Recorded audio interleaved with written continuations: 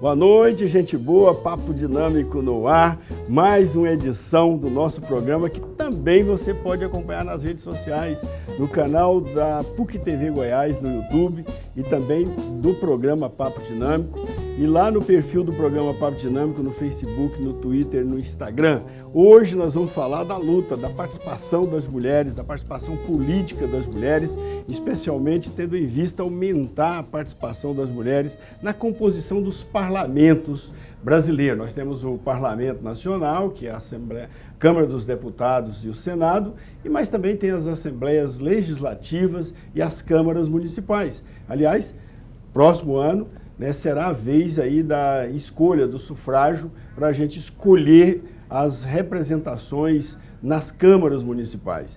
Então, esse debate ele é muito oportuno para que a gente possa, então, despertar aí nas mulheres a sua sensibilidade política e o seu, digamos assim, seu interesse, a sua vontade, a sua disposição de poder participar de um certame eleitoral e, quem sabe, compor a representação democrática do seu município na Câmara Municipal do ano que vem. E se preparar também para melhorar depois as Assembleias Legislativas e também o Congresso Nacional. Hoje nós vamos debater esse tema com duas pessoas muito queridas nossas, a professora Núbia Simão, que ela é coordenadora do Programa de Direitos Humanos da PUC Goiás, e a professora Luciene Falcão, do PIMEP, que é o Programa Interdisciplinar da Mulher, Estudos e Pesquisas.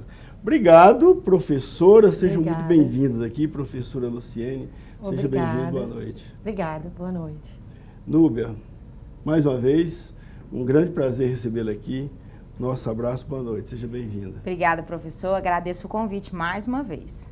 Pois é, qual a importância da mulher participar da construção do processo democrático? Nós estamos aí com um Estado democrático fundado em 88, com a nova Constituição de 88, que fez quantos anos? 88, 98, 10 anos, 2008, 20, 2018, 30 anos. 31 anos, mais ou menos agora 31 anos. E estamos, quer dizer, a democracia no Brasil está em processo de construção, mas a participação feminina, principalmente no Congresso Nacional, é ainda pequena.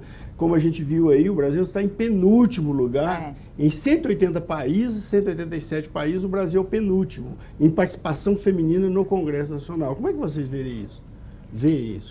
Eu acho que a grande questão é a seguinte: nós somos a maioria da população. Então, nós somos a maioria da população brasileira.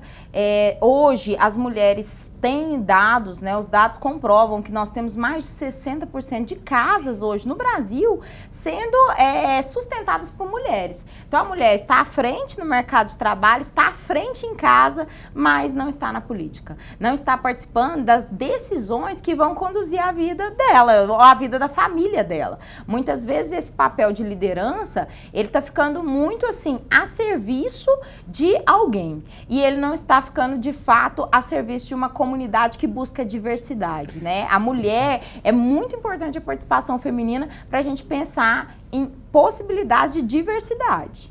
Como a Núbia está dizendo, nós somos 52% do grupo que vota no Brasil. A gente pode eleger qualquer presidente. Acho que as mulheres não conseguiram reconhecer o papel delas. Mas vocês tinham uma presidenta. E aí muitas mulheres, inclusive, votaram pelo impeachment dela. Porque eu acho que a questão, a gente precisa discutir que as mulheres ainda, eu acho que não reconheceram isso que eu estou dizendo. De que elas são importantes no processo decisório. Quando você vai ver as pesquisas, as próprias mulheres, elas não reconhecem esse papel que a Núbia está falando, que é essencial, de assumir o poder, para a gente ter uma democracia realmente que fale de representatividade, que fale de diversidade. E aí, eu reconheço, professor, acho que sua colocação é excelente. Nós tivemos uma presidenta mulher e um processo de impeachment, ou seja, nós temos então agora mais uma luta, que é mostrar que nem todas as mulheres que forem, né, que ocuparem o Senado ou mesmo um cargo, né, como o Executivo Federal, essas mulheres vão cometer os mesmos erros ou vão passar por processos de impeachment.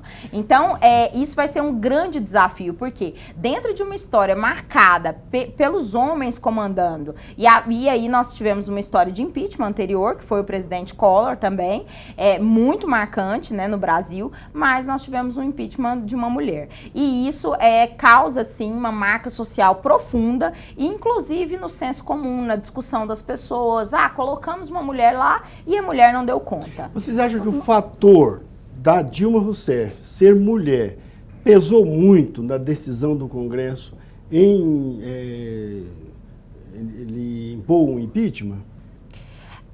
Foi um fator preponderante, mas não foi o único. A Dilma já era de um partido dos trabalhadores que já tinha uma grande marca social ligada a investigações e a uma insatisfação da própria população, entendendo que por representar a esquerda, uma possibilidade de mudança, esse partido não poderia fazer manobras fiscais ou deveria ser contra esse tipo de situação. Então ela veio com toda uma carga política e social e infelizmente acabou culminando no impeachment, que a gente acredita que também é um processo democrático. Porque se nós estamos falando em democracia, nós estamos falando em mulheres que vão participar da política e não vão ganhar, por exemplo, vão ficar fora. Elas vão muitas vezes concorrer e não vão ocupar o cargo. Ou elas vão ocupar o cargo e sofrer processos civis, processos... Então, assim, o processo de legitimidade também deve ser para todos. Então, quem comete crime deve ser punido.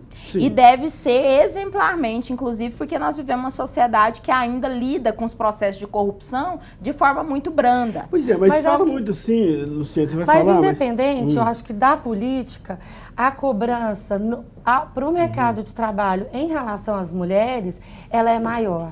Nós, mulheres, a gente tem que mostrar que somos mais bem-sucedidas, a gente tem que mostrar mais qualificação, independente do lugar que a gente está ocupando. Porque existe uma cobrança, é uma cobrança social, uma cobrança de status, em relação àquele papel que você está assumindo, independente do local. Em cargos de chefia, e quando você vai ver os dados estatísticos, nós somos a maioria na universidade, nós mulheres, mas a gente não ocupa ainda cargos de chefia. E existe uma cobrança excessiva em relação à mulher para que ela se qualifique e assuma status de poder. Mas eu vejo muito político, por exemplo, voltando sobre a Dilma aqui, que é um caso exemplar para a gente. Muita gente fala assim, a Dilma deixou de ser presidente, deram o impeachment lá, não sei como é que fala, decretaram o impeachment, votaram o impeachment contra ela, não porque ela era desonesta, ela era uma mulher honesta, eu já vi muita gente falar isso. Também, certo? sim. Ela era uma mulher honesta, só que ela não tinha competência. Não tem um certo machismo nessa expressão, não? Quando fala assim, ela não tinha competência para ser presidente? Eu acho que o machismo está enraizado em várias situações na nossa vida. E o machismo ele não só está na cabeça dos homens, das mulheres, dos homens não, ele está na cabeça das mulheres também. Existem muitas mulheres machistas que reproduzem um tipo de comportamento, um tipo de atitude que a gente tem que romper. A gente tem que seria uma mulher machista? Uma mulher machista é aquela mulher que se sente inferior, ela se sente inferior então, e acha que as mulheres são inferiores. Ela só se sente inferior, como ela também inferioriza outras mulheres. Não, essa aqui não vai dar conta, essa aqui não me serve. Às vezes, até a própria presidente Dilma, você via coisas que não estavam na esfera política ou de ética, estava na esfera sexual, ou na esfera particular da vida dela, que você não vê falando dos homens. Você não vê falando dos homens em relação à sexualidade dele, se ele... só se ele tiver uma sexualidade um pouco diferente, mas em relação às mulheres, aí vê termos pejorativos em relação à sexualidade, em relação à forma como ela se posta, a roupa que ela veste. As pessoas estavam, talvez, muito mais preocupadas, até com a presidente Dilma, com a roupa que ela estava vestida, do que com o que ela estava dizendo, das atitudes que ela estava tomando em relação ao país. Perfeito. Agora, qual a diferença que faz ser homem ou mulher se lá no parlamento a pessoa tem que defender o interesse público?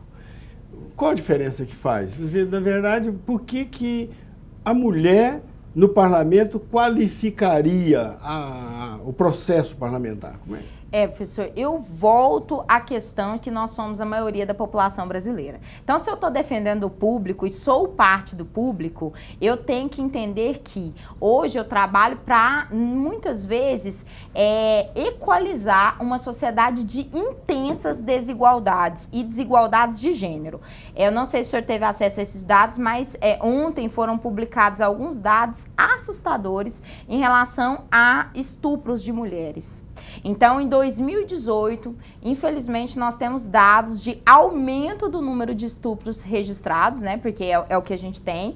E, além de tudo, violência contra a mulher. Então, nós temos 13 anos de Lei Maria da Penha, né? Eu vou dar um dado, né? Um dado que uma mulher deveria legislar ou poderia legislar, ou mesmo um homem tem que se preocupar muito com isso, né? Porque nós fazemos parte de uma política para o público.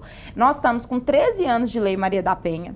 Ainda temos desafios enormes. A cada ano crescem as notificações de estupro e as notificações principalmente de violência contra a mulher e morte. Os campeões de morte, né? O namorado fica insatisfeito com a namorada e mata.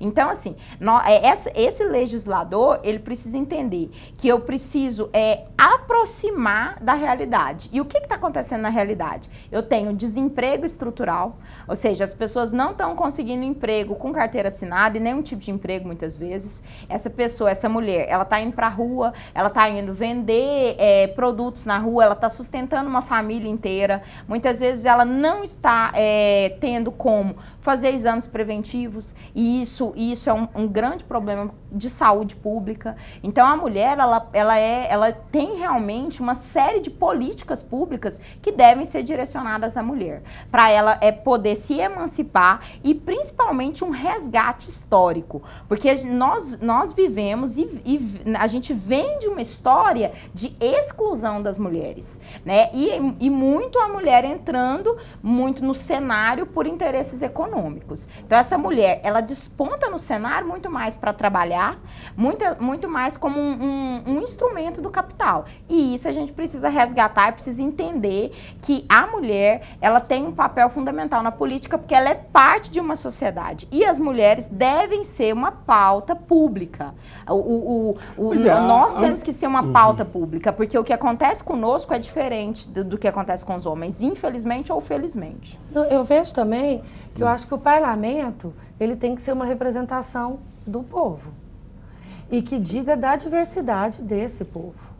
Pois é, mas porque a mulher, a mulher é uma categoria política que legitimaria uma bancada ou um partido político? Não existe em país nenhum do mundo um partido da mulher. Não, existe o Partido dos Trabalhadores, o Partido dos Comunistas, o Partido dos Agricultores, dos Ruralistas. Existem partidos dos ricos, sei lá, dos banqueiros, mas partido da mulher não existe. Mas pense, nós somos 52% da população, estamos ocupando, em alguns dados, 10, 15% porque as mulheres, na verdade, elas se incluem nas categorias sociais. Sim. Existem mulher trabalhadora, existe mulher empresária, existe mulher agricultora, não é? E elas já estariam representadas, digamos assim, nas forças políticas identificadas com esses setores. Mas aí, professor, nós temos que voltar na ideia de quem é o cidadão ou como a mulher pode ser cidadã. Esse retorno histórico precisa ser feito. Então, eu acho que a qualificação da democracia, ela aumenta com a participação das mulheres, não só porque as mulheres são maioria. Sim, são maioria. As mulheres hoje são maioria na população, entre os eleitores, e são maioria também nas universidades. A maioria das pessoas que estudam aí pelas estatísticas, pelo censo do MEC, são mulheres, né? Então, não só porque elas são maioria, elas devem participar da democracia. Mas eu acho que o jeito de olhar, ou a maneira de ver as coisas das mulheres, é um jeito diferente que pode levar muitos conteúdos interessantes, de interesse geral da população, que muitas vezes passa despercebido se for um parlamento só masculino. Né? Por exemplo, a questão da maternidade, a questão da família, a questão do suporte para a mulher trabalhadora. Acho que a mulher trabalhadora, no parlamento, ela vai ver com muito mais pertinência certas políticas públicas em benefício dela ou da família dela, né, para que ela tenha mais condições de trabalhar. O que vocês acham dessa Concordo com opinião tudo que você está falando, professor, porque essa é a ideia de que a gente possa somar olhares, participar do debate. Por quê? Porque a gente vai conseguir discutir sobre questões que são específicas das mulheres, como assédio, a gente vai discutir sobre a necessidade de creches, as mulheres que estiverem no parlamento municipal, sobre planejamento familiar, sobre igualdade de salários, que é uma luta que teoricamente só vai se igualar daqui 100 anos. As perspectivas vão dizer que a gente só vai igualar salários daqui 100 anos. Então, é um olhar e participar do debate, porque quando a gente pensa no parlamento, a gente está pensando em discussão de ideias de uma sociedade, onde as pessoas vão dizer. E é o olhar feminino de mulheres brancas, de mulheres negras, de mulheres faveladas que serão representadas. E que tem um olhar diferente sobre a própria cidade, sobre o estado, sobre o país. Porque não que os homens não tenham olhares importantes, os olhares dos homens são importantes. Nós não estamos...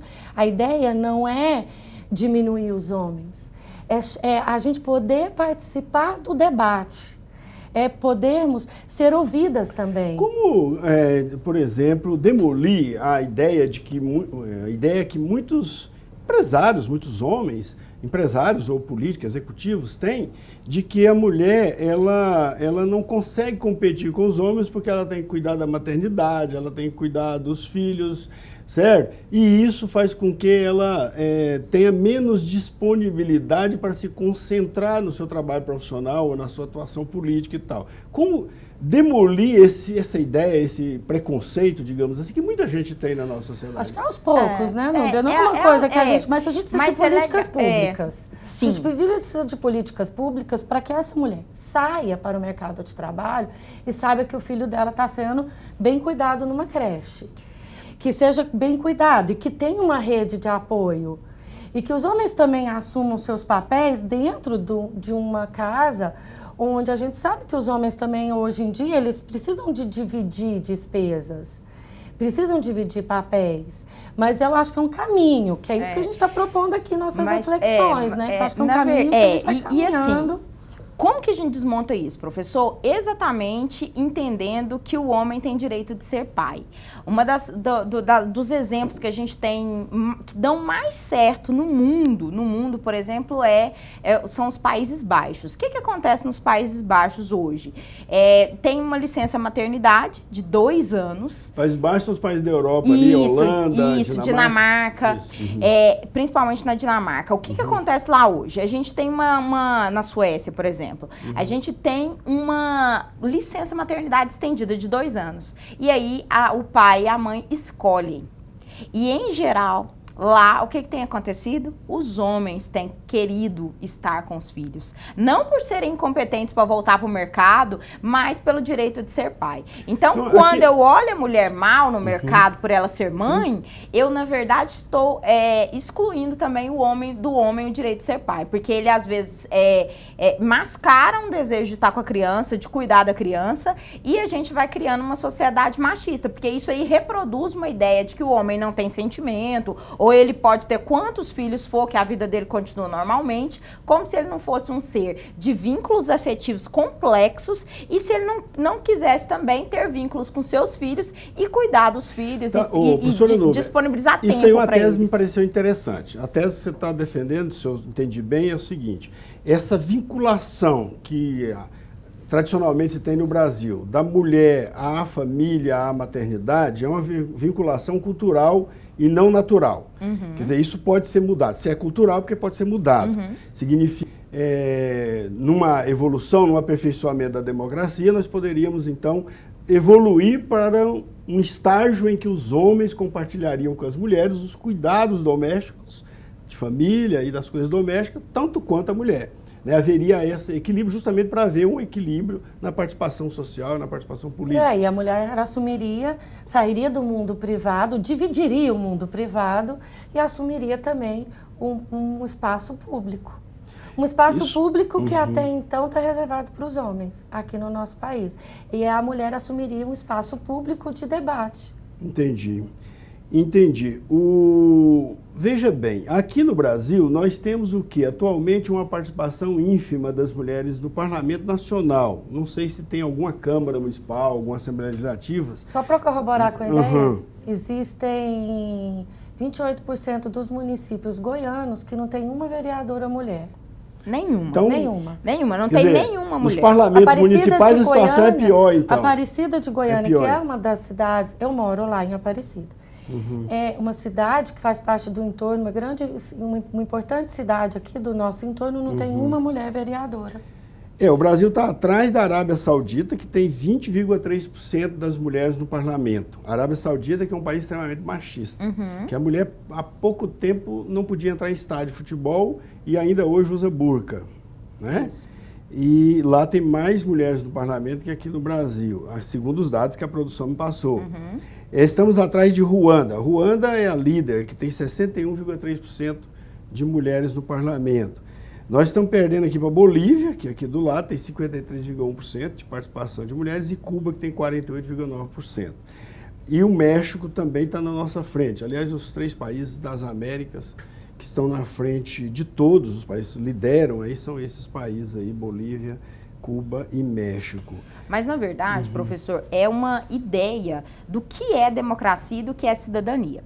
A gente até conversava isso aqui nos bastidores. Quando a gente pensa em quem é o cidadão, nos remonta à Grécia Antiga. E quando foi cunhada a ideia de cidadania, de quem é o cidadão? Quem é o cidadão? Então, é o homem livre e proprietário de terras ou de bens. Esse homem livre, essa ideia do homem livre, ela ainda hoje reverbera. Quem é o homem livre? E a gente percebe isso muito nos preconceitos e no senso comum. O homem senta no bar a qualquer hora do dia, pode chamar o garçom, pedir qualquer bebida e ficar lá sozinho, contemplando o tempo, enquanto ele toma seu café ou sua bebida.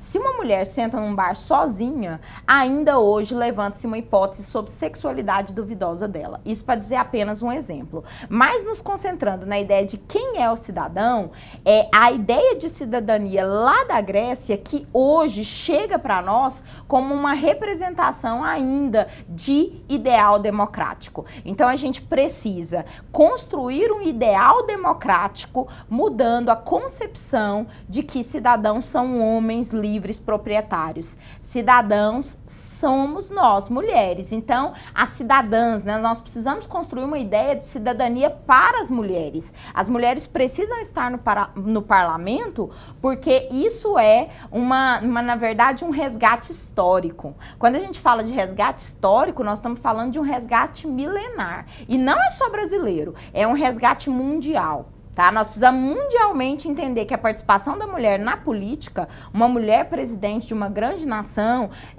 uma, duas, porque a gente vê uma, duas, né? Os casos ainda são, na democracia, poucas mulheres que assumem o executivo federal. Então, nós precisamos entender que mulheres na política deve ser um desejo de toda a comunidade, e não só de nós mulheres. Vamos ver aqui o que a gente pode fazer, vamos conversar com a professora Luciene, o que se pode fazer para melhorar isso?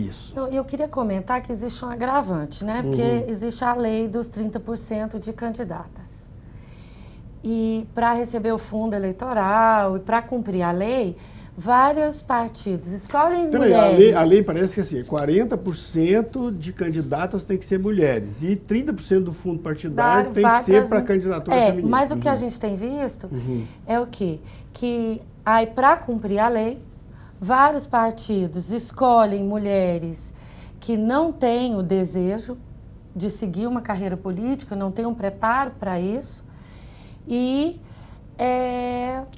Usa a mulher como laranja. Usa a mulher são como laranja. Fantasmas. Viram a candidata, fantasmas, faz de conta só para receber dinheiro. Só para receber o dinheiro. Para ter uma ideia, de 28 pessoas que não votaram, nem nelas mesmas, na última eleição, 21 eram mulheres. A maioria, nem elas mesmas votaram nelas. Porque também não eram mulheres que tinham esse interesse. Era só para cumprir a cota. Os partidos deram um jeitinho e burlaram a intenção da lei. E aí, a ideia é que, se a gente tiver mulheres que são representativas e que possam estar de forma decidida pela causa e lutar pelas mulheres e pela população, não só pelas mulheres, aqui vai ter uma representatividade. Meninas e adolescentes, mulheres mais novas vão ficar interessadas nisso, vão se espelhar nessa vontade, porque você não vê que não é um desejo da maioria das mulheres brasileiras ingressar no que a gente está debatendo aqui na política. Mas se a gente começar, iniciar com um processo e discutir pautas que são específicas e que a gente acreditar numa forma ética de fazer política, numa forma mais adequada de fazer política, a gente acredita que talvez outras meninas se espelhem nisso e vão buscar essas candidaturas. Mas não candidaturas laranjas ou fantasmas, pessoas que estão interessadas mesmo em ingressar no parlamento. Mas que tenha vaga também, que possa ser garantida essas vagas para as mulheres. Vocês são de universidades. Qual o papel das universidades para promover esse tipo de participação? Nesse momento que a Luciane falava, eu estava justamente pensando aqui no Programa de Direitos Humanos, que faz parte da extensão da PUC, e nós temos uma missão que é educar para a consolidação dos direitos humanos, né, no Brasil e no mundo. E no ano de jubileu da universidade, né, esse ano nossa universidade completa, então, seus 60 anos de existência, se consagra no Centro-Oeste brasileiro como uma das maiores instituições. Nós trabalhamos a pesquisa. Então, hoje, né, aconteceu ontem, na verdade, um grupo de pesquisa, né, formado majoritariamente por mulheres, para pesquisar mulheres, diversidade, inclusive as questões raciais brasileiras, né, e entender qual é o papel da mulher na sociedade, na política, e quais são as principais políticas públicas, né? Dentro da ideia da campanha da fraternidade desse ano, né, a luta por políticas públicas, nós realizamos um grande seminário, a Luciene comandou um grande seminário junto conosco, para quê? Para discutir mulheres na política. Por quê? Porque quando nós pensamos em políticas públicas para mulheres, uma das grandes questões é incluir a mulher na discussão política como realmente protagonista, né? Quando a gente fala do conceito de cidadania, nós falamos em pessoas que têm direitos políticos. Os dois principais direitos políticos hoje que a gente percebe é o direito de votar e de ser votado. E esse direito de votar e ser votado, como a Luciane bem pontuou, não pode, professor, ser um direito fake, um direito como se fosse mais uma vez a mulher participando de forma teatral. A mulher não pode participar de forma teatral, ela tem que participar com suas contradições, levando realmente a sua realidade. Tá, professora Luciene, o que fazer para que a mulher atue na política, mas atue com conteúdo político, isto é, com propostas, com projetos, que não seja puramente o fato de ser mulher, mas que leve coisas que sejam interessantes, porque a mulher vai ter que apresentar projeto de lei, vai ter que votar coisas que interessam a toda a população, que não interessa só a condição de mulher. É claro que muita coisa afeta a condição feminina, mas muita coisa não afeta. Vai ter que votar coisas lá que sejam de interesse da produção, que seja de interesse, sei lá, fiscal do Estado. Tem muitas... O que fazer para que as mulheres possam ter essa preocupação também de estar desenvolvendo políticas públicas de interesse público e não só de interesse da condição feminina? Eu acho que quando a pessoa assume um cargo político, ela vai ter que se preocupar com um todo.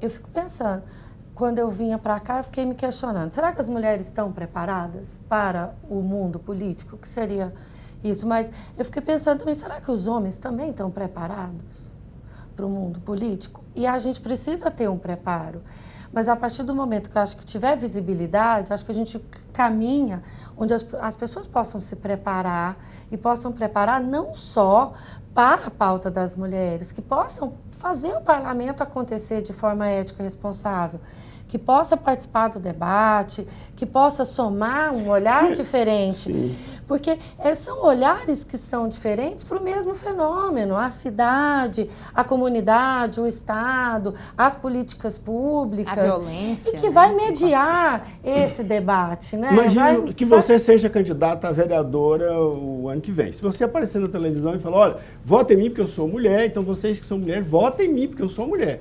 Quer dizer, não vai pegar. Não vai pegar. Muitas mulheres Ninguém vai votar numa mulher só porque é mulher. Não. Né? Agora, tem que ter proposta. qual é a proposta que ela vai apresentar? Eu sou mulher e eu tenho condições. Eu estou falando, eu estou citando aqui o texto da professora Luciene, como candidata. Tá. Entenda aí, viu, telespectador? O telespectador ligou a televisão bem na hora que eu estou falando que eu sou mulher e que vai ficar feio. Então... O senhor está de rosa. Eu estou de rosa ainda. E eu estou de azul, nós estamos trocados. Tá bom. Então, mas digamos, você chega assim, vai dizer que, né, que você é mulher e que nesta condição você tem condições melhores do que um homem para apresentar, por exemplo, um projeto sobre creche. Ou um projeto sobre saúde. O assédio sexual. E aí, professor, violência. Eu acredito o seguinte, nós precisamos resgatar essa palavra melhor. A mulher não pode ter e não tem condições de ser melhor que o homem. Nós queremos estar no patamar de diversidade, de contradição. Somar. E muitas vezes não é a mulher que vai ser melhor que o homem para falar de política, ou para falar de creche, ou para falar de maternidade. A mulher deve também protagonizar as discussões sobre creche, maternidade, as discussões sobre reforma fiscal, as discussões sobre aumento da alíquota do imposto, por que pagar imposto, como esse imposto pode voltar para a comunidade e para a cidade dela, para o local que ela está, como a Luciene citou. Só aqui em Goiás, nós vamos pensar aqui nos municípios goianos, 246 municípios, eu tenho 28 cidades que o número 28%. de 28%, ou seja, muito mais de 28 cidades que não tem nenhuma mulher. Quando eu penso nisso, eu não estou nem pensando se a mulher vai ser melhor ou pior. Eu estou dizendo que não tem participação feminina. A participação é zero. A gente qualifica melhor o parlamento quanto mais representativo ele for, essa mais ou menos a ideia? Porque, por exemplo, nós temos uma bancada ruralista consolidada no Brasil e no estado de Goiás, por exemplo. E nesse cenário é lícito e é um direito ter bancadas. Então, nós temos uma bancada ruralista, ok? Tem bancada da mulher? Mas nós não Nacional, temos essa luta tão declarada, né, professor? Nós não temos uma bancada feminina. Não temos uma identificação das mulheres, né? Nós temos algumas mulheres que pontuam. No bloco passado eu falava sobre a questão dos números das vereadoras. Então, nas câmaras municipais do estado de Goiás, são 40 municípios goianos sem nenhuma mulher. Escuta, nós temos o caso aqui da Marielle, que foi assassinada lá no Rio de Janeiro e que tinha uma intensa luta em defesa dos direitos humanos. Uma mulher muito combativa corre o risco de ser assassinada no Brasil? Uma mulher corre o risco de ser assassinada no Brasil e em boa parte do mundo, professor, simplesmente pelo fato de ser mulher. Só pelo fato de ser mulher, não é pelo fato de ser combativa. Se o senhor for pensar nos dados brasileiros, a cada 28 horas, uma pessoa morre no Brasil simplesmente por diversidade de gênero. Ou ela é mulher, ou ela é um homem que não tem uma identificação heterossexual explícita. Então, isso é muito sério, é muito grave. Mas esse ódio que existe no Brasil, ele é mais para os gays, lésbicas e outros desse gênero? Ou é em relação à mulher? É em relação à mulher, professor. A mulher é mais Os dados das mulheres ainda são maiores. Os dados das mulheres ainda são maiores do que o de diversidade sexual masculina. Só para o senhor ter uma noção de como é um risco ser mulher e é um risco se posicionar, né? Nós que trabalhamos com direitos humanos, lutamos pela situação, por exemplo, eu estou no Conselho da População em Situação de Rua, Conselho Estadual, aqui representando a PUC Goiás. Nesse conselho, por exemplo, nós enfrentamos a situação das mulheres em situação de rua que passaram passam por todo tipo de abuso, de violência sexual, que tem muito mais riscos e muito mais violências, que tem partos totalmente desumanos. Então, assim, é uma luta e é um esclarecimento que nós temos que fazer, que nós não estamos falando apenas no plano intelectual, no plano abstrato, porque muitas vezes as pessoas acham que é isso. Nós estamos falando no plano da realidade. Perfeito. Então, as ações, das ações que vocês fazem para promover a mulher na política é o simpósio. Que simpósio é esse, hein? Só pode explicar. Só para retomar, eu acho que as mulheres, elas morrem também em casa. As mulheres morrem em todos os lugares. Um lugar que pode ser muito perigoso é o lar.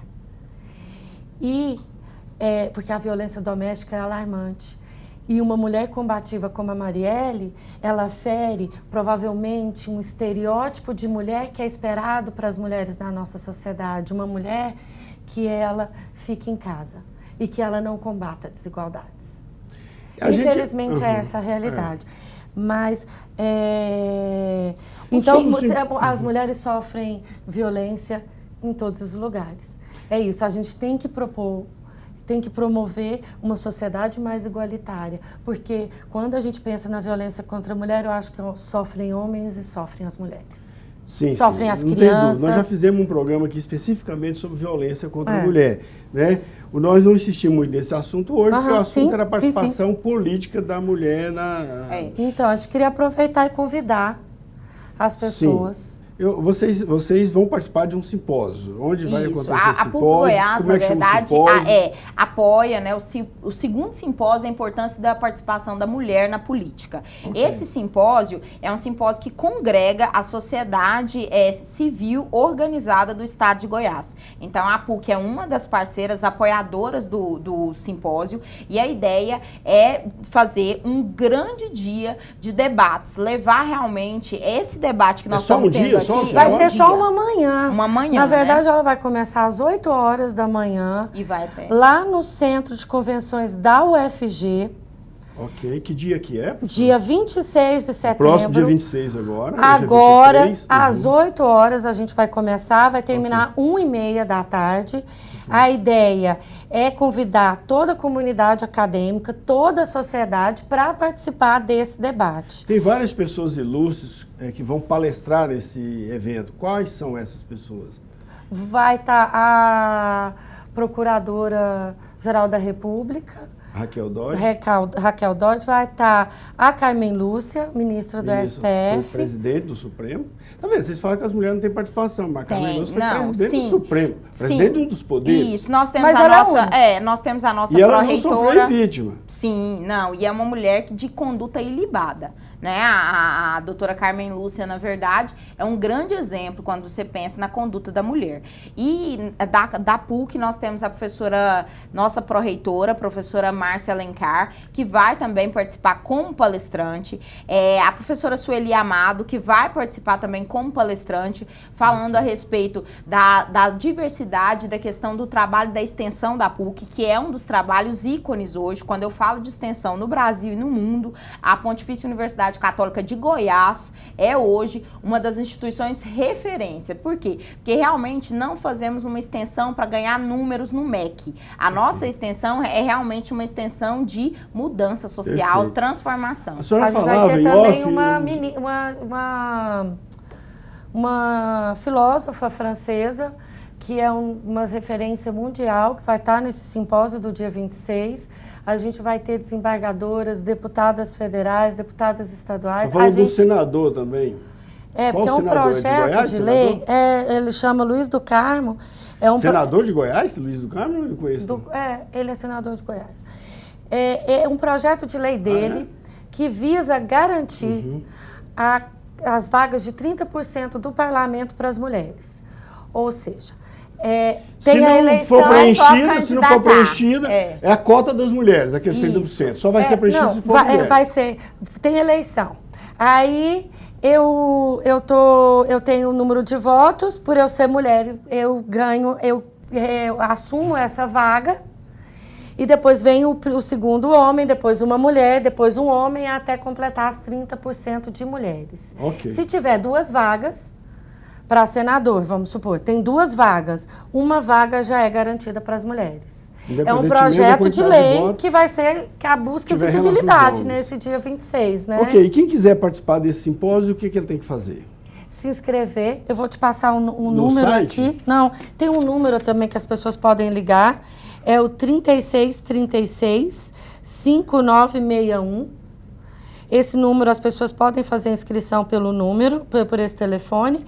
E a gente vai estar também divulgando nas redes sociais. Pode ser feito no dia, lá no Campo Samambaia.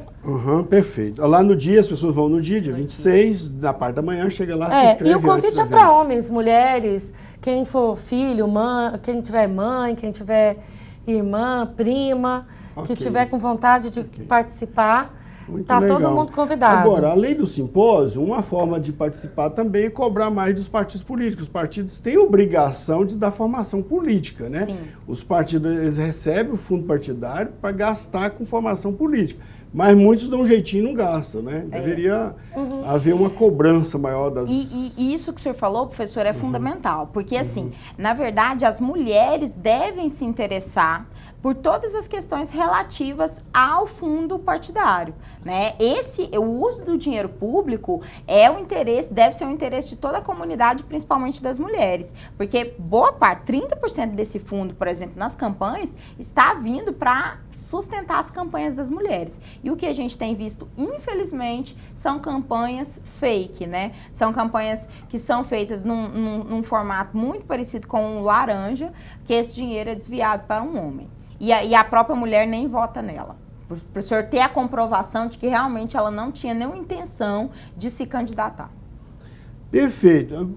Quer dizer, de qualquer modo, o parlamento brasileiro mostrou uma boa vontade. Quer dizer, quando o parlamento votou que 40% das candidaturas teriam que ser de mulheres, não tinha 40% de mulheres no parlamento. Então, o parlamento brasileiro mostrou uma boa vontade nessa direção. Agora a gente precisa garantir que essas mulheres possam ter essa preparação política e que possam assumir. Não para discutir só sobre mulheres, para discutir, para participar do debate e somar e participar acreditando na sociedade, que pode ser mais igualitária, mas a gente está falando também de representatividade. É porque é muito importante, assim, por exemplo, se o cara é trabalhador, ele participa da política, se tem muitos representantes de trabalhadores no Congresso, porque lá nós temos o PT, tem partidos, o PTB, tem vários partidos que representam a causa MDB, trabalhista, né? Partidos mais ligados à causa trabalhista, PSB, tem vários partidos ligados à causa trabalhista. Então tem muitos representantes de trabalhadores. Se esses trabalhadores são trabalhadoras, a categoria de trabalhadores fica muito mais bem representadas, né? Fica mais adequadamente representada. Assim como agricultores, você tem mais agricultoras no parlamento, a classe, ou sei lá, o setor agropecuário, sei lá, possa estar de repente mais bem representado. Porque certamente existem problemas ligados às questões femininas no interior, no mundo agro, né? E que não aparece justamente porque as mulheres não têm protagonismo político. E aí, professor, a gente tem que resgatar aquela ideia que o senhor falava lá no iníciozinho da nossa conversa, talvez ainda em bastidor. Quando nós falamos, isso a gente fala muito, que a política é para todos, ela é para todos. Todos nós, no nosso dia a dia, o tempo inteiro, a gente discute sobre política. Então, são nas nossas conversas pessoais que a política aparece, é na hora que nós estamos no trânsito, que a gente vê o que falta, o que precisa ser transformado, é a hora que nós estamos, muitas vezes, num bate-papo informal. Então, assim, a política não é um espaço da elite. A política é um espaço de cidadania, de todos nós que estamos dentro de uma sociedade. E ela não precisa e não pode ser elitizada. Você falou que tem 40 e poucos municípios em Goiás que não tem representação feminina, né, no parlamento. Parlamento, o que é parlamento? É parlamentar, né, conversar. E justamente as mulheres tem muita facilidade de conversar umas com as outras, trocar experiência, seria um espaço oportuno para elas atuarem e trazer certamente muitas soluções para os problemas que o povo brasileiro enfrenta. Infelizmente, nosso tempo acabou e não posso ouvi-las mais, a não ser desejar para vocês uma boa noite e agradecer muito pela presença aqui. Boa noite, professora. Boa noite, professora. Obrigada, boa noite. Agradeço o espaço pela possibilidade de dar visibilidade para o tema, que eu acho que é de extrema importância. Obrigada. Muito obrigada, pessoal. O Programa de Direitos Humanos da PUC Goiás está aberto sempre para receber todas as demandas e discussões políticas e públicas. Obrigada, professor. Eu agradeço muito a vocês e para você que nos acompanhou mais uma vez, nosso muito obrigado. Até a próxima.